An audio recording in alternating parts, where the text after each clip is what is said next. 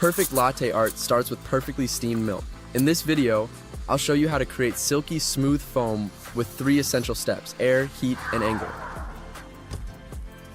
1. How to introduce air to form milk foam. First, submerge the steam wand into the milk. When you turn on the steam, lower the pitcher so the steam wand is close to the milk's surface. This will let air in and create foam. 2. How to heat up. Keep the pitcher still with the steam wand submerged just below the milk's surface. This will only heat the milk without creating foam, and the milk level will not rise. 3. Milk steaming angle and swirl.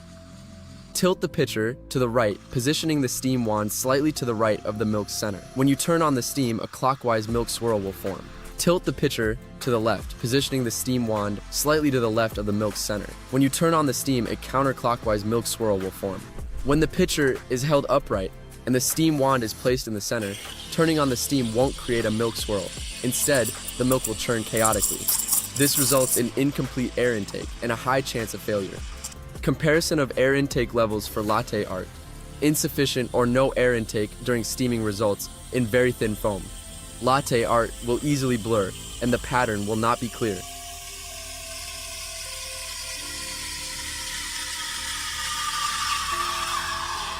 Excessive air intake during steaming results in very thick foam.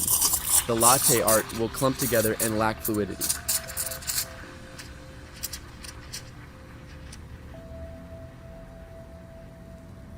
Proper air intake during steaming.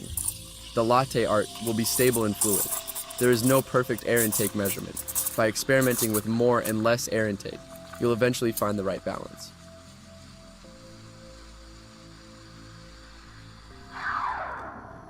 Is your milk steaming turning into foam?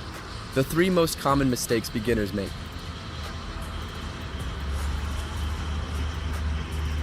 Mistake type 1.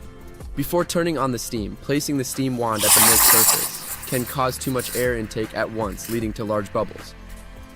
Mistake type 2. If the steam isn't turned up strong enough, it will create a lot of large bubbles, and the swirling force will be too weak to incorporate them into the foam, leading to a foamy texture. Mistake type 3. Lower the pitcher to allow air intake. After air intake is complete, if you lift the pitcher too much, the steam wand will be too deep in the milk, leading to large bubbles not being incorporated into the milk foam.